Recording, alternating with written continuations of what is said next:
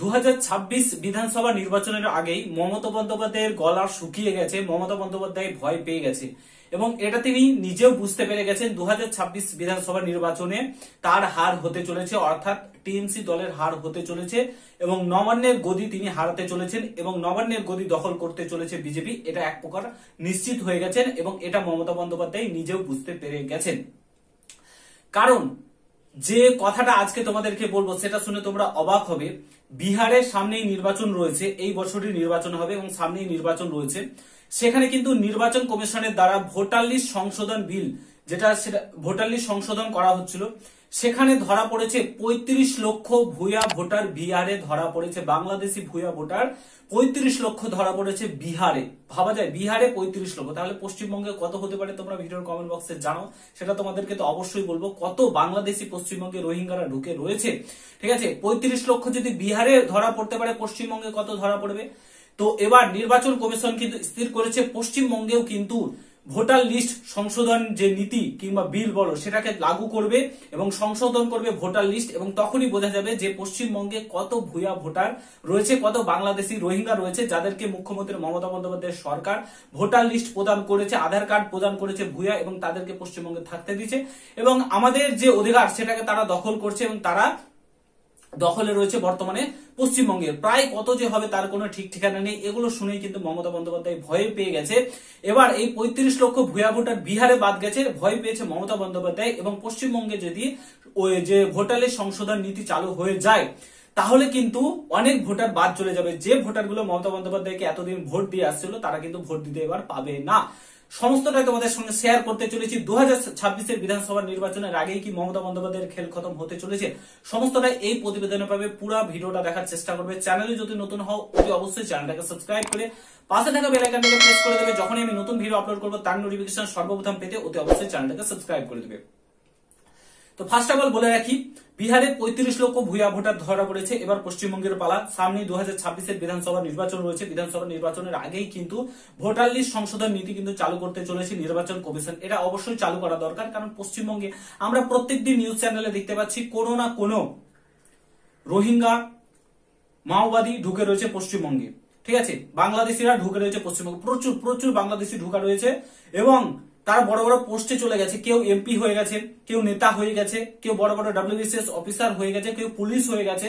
সব ভালো ভালো পোস্টে কিন্তু রয়েছে। তারা সব সম্পূর্ণরূপে বাংলাদেশি, ঠিক আছে। বাংলাদেশি হয়ে আর কত রোহিঙ্গা রয়েছে পশ্চিমবঙ্গে তার কোনো ঠিক ঠিকানা নেই, ঠিক আছে। তো এবার নির্বাচন কমিশন মনস্থির করেছে পশ্চিমবঙ্গে এটা লাগু করবে এবং পশ্চিমবঙ্গে যদি এটা লাগু হয় 2026 বিধানসভা নির্বাচনের আগে, তাহলে কিন্তু মমতা বন্দ্যোপাধ্যায়ের খেল খতম হয়ে যাবে। প্রায় অনেক ভোটার কিন্তু বাদ চলে যাবে। প্রায় 1 থেকে 1.5 কোটি ভোটার কিন্তু বাদ যেতে চলেছে, ঠিক আছে। পশ্চিমবঙ্গে যদি বিহারে 35 লক্ষ হয় তাহলে পশ্চিমবঙ্গে 1.5 কোটি কেন 2 কোটিও ভোটার বাদ যাবে এবং সেটা পুরোপুরি 2 কোটি ভোটটা কিন্তু মমতা বন্দ্যোপাধ্যায়ের দিকে শিফট হয়, ঠিক আছে। কারণ তারা বাংলাদেশি এবং মমতা বন্দ্যোপাধ্যায়ের সরকার তাদেরকে কিন্তু যে তোমার কি বলে ভোটার লিস্ট, আধার কার্ড এগুলো প্রদান করেছে এবং থামতেই চাইছে না। কত কত বাংলাদেশি ঢুকে রয়েছে। তো এই ভোটারটা সম্পূর্ণ মমতা বন্দ্যোপাধ্যায়কে ভোট দেয়। এবার এরা যদি বাদ চলে যায় তাহলে কিন্তু খেল খতম। মমতা বন্দ্যোপাধ্যায় 2026 বিধানসভা নির্বাচনের আগেই খেল খতম। এই জন্য মমতা বন্দ্যোপাধ্যায় ভয় পেয়েছে এবং আজকে তিনি কিন্তু আন্দোলনে নামছেন যে বাইরের রাজ্যগুলোতে, বিজেপি শাসিত রাজ্যগুলোতে নাকি পর্যায় শ্রমিকদের মারধর করা হচ্ছে। কেন মারধর করা হচ্ছে, কারণটা কি, রিজনটা কি রয়েছে সেটা কেউ প্রশ্ন করছে? কেন মারধর করা হচ্ছে, হঠাৎ করে কেন শুরু করবে? কারণ বাংলাদেশি রোহিঙ্গারা ধরা পড়ছে বাইরের রাজ্যগুলোতে, দিল্লি থেকে শুরু করে, বিহার থেকে শুরু করে, উড়িষ্যা থেকে শুরু করে সেগুলোতে ধরা পড়ছে এবং তাদেরকে ধরতে গিয়ে কি হচ্ছে এবং ভারতের অ্যাকচুয়ালি আমাদের পশ্চিমবাংলার যারা বাসিন্দা তারাও কিন্তু সেখানে হেনস্থার শিকার হচ্ছে। দোষ কাদের, দোষ কার? এখন মমতা বন্দ্যোপাধ্যায় বলবে যে বিএসএফ, অমিত শাহর বিএসএফ তো বর্ডারে আছে, বিএসএফ বর্ডারে আছে, জায়গাগুলো দিয়েছেন তাদেরকে কাঁটাতারে বেড়া দিতে, দেননি। জায়গাগুলো দিয়ে দিলে আজকে এই অবস্থা হতো না। এনআরসি করতে দেন, তাহলে তো সমস্ত কিছু লেখাটা চুকে যায়। না পশ্চিমবঙ্গের ভারতবর্ষের মুসলিমেরা বাদ যাবে, না বাংলাদেশি মুসলিমেরা এখানে থাকতে পারবে। তো অবশেষে মানে বলতে পারে এটা হতে চলেছে খুব একটা ভালো পদক্ষেপ নির্বাচন কমিশনের তরফ থেকে। তোমাদের মতামত কমেন্ট বক্সে জানাও। কত ভোটার লিস্ট বাদ চলে যেতে পারে, কত ভুয়া ভোটার লিস্ট ভরা রয়েছে পশ্চিমবঙ্গে এবং যেগুলো তারা ভোট দেয় না, তাদের এখানে কোনো কিছু রয়েছে, সম্পূর্ণ তারা বাংলাদেশি রূপে কিন্তু পশ্চিমবঙ্গে বসবাস করছে এবং আমাদের অধিকার, আমাদের প্রাপ্য অধিকারটা কিন্তু তারা ছিনিয়ে নিচ্ছে এবং তারা নিয়ে নিচ্ছে, ঠিক আছে। যেখানে আমরা চাকরিতে বসবো সেখানে যে অধিকারটা তারা কিন্তু সেখানে ভোগ দখল করছে। তো এই হচ্ছে বর্তমান পরিস্থিতির সিচুয়েশন। বিহারে 35 লক্ষ বাদ গেছে, পশ্চিমবঙ্গে কত কোটি বাদ যাবে তার কোনো ঠিক ঠিকানা নেই। তো নির্বাচন কমিশনের তরফ থেকে যেটা বলা হয়েছে যে সামনেই 2026-এর বিধানসভা নির্বাচনের আগেই কিন্তু ভোটার লিস্ট সংশোধন বিল কিন্তু পাস হতে চলেছে, মানে ভোটার লিস্ট সংশোধন নীতি যেটা পশ্চিমবঙ্গে লাগু হতে চলেছে। এই নিয়ে তোমাদের মতামত ভিডিওর কমেন্ট বক্সে জানাও। এ থেকে মুসলিম ভাই বোনেরাও বাঁচবে, মুসলিম ভাই বোনেরাও তাদের যে প্রাপ্য অধিকার সেটা পাবে, এবং মুসলিম ভাইরা তাদের অধিকার যেটা সেটা কিন্তু পেতে চলেছে। এটা যদি তোমার সংশোধনটা হয় তাহলে খুব ভালো হয়, ভোটার লিস্ট সংশোধন হয়, এটা খুব ভালো হয়। এবং আজকে মমতা বন্দ্যোপাধ্যায় প্রোটেস্টে নামবে, এবং 16ই জুলাই আজকে প্রোটেস্টে তিনি নামবেন। দেখা যাক তিনি কি কি বলেন। পর্যায় শ্রমিকদের বাইরে অত্যাচারিত হচ্ছে তার জন্য নাকি তিনি আন্দোলনে নামছে।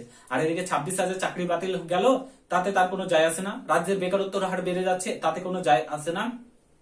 হিন্দুদেরকে ধরে ধরে মারছে, তাতে কোনো যায় আসে না। এত ধর্ষণ হচ্ছে, ধর্ষণে যারা ধর্ষণ করছে তারা জেল থেকে ছাড়া পেয়ে যাচ্ছে, ধর্ষণ হচ্ছে, তাতে তার কোনো যায় আসে না। রাস্তাঘাটের অবস্থা এরকম হয়ে রয়েছে, তাতে কোনো যায় আসে না। বেকারত্বের হার দিন দিন বেড়ে চলেছে, শিক্ষা নেই, চাকরি নেই, শিল্প নেই, কিছু নেই, তাতে কোনো যায় আসে না। তিনি পর্যায় শ্রমিকরা বাইরে নাকি মার খাচ্ছেন, বাংলাদেশিরা বাইরে নাকি মার খাচ্ছেন, তার জন্য নাকি তিনি এবার আন্দোলনে নামেন। খুব একটা আশ্চর্যের ব্যাপার, এবং এই নিয়ে মানুষ কিন্তু তাদেরকে ভোট দিচ্ছে। এবার জাগার সময় হয়ে গেছে, হিন্দুদের বিশেষ করে বলছি, মুসলিম ভাইদের করে বলছি, জাগার সময় হয়েছে। পরিবর্তন অবশ্যই দরকার। সিপিএম, বিজেপি ছাড়াও আরো অনেক দুই তিনটে দল রয়েছে, আইএসএফ রয়েছে, তাদেরকে ভোট দিন এবং জেতান। কিন্তু এই তৃণমূলকে আর রাখিয়েন না, না হলে কিন্তু আপনাদেরই সমস্যার সম্মুখীন হতে হবে। ঠিক আছে, আশা করি বুঝতে পারছেন। ভিডিওটা আমি এখানে সমাপ্ত করছি। যদি ভালো লাগে শেয়ার করবেন, চ্যানেলে নতুন হলে অবশ্যই সাবস্ক্রাইব করে যাবেন। দেখা হচ্ছে নতুন ভিডিওর সঙ্গে। ভালো থাকবেন, সুস্থ থাকবেন। গুড বাই, জয় হিন্দ, বন্দে মাতরম।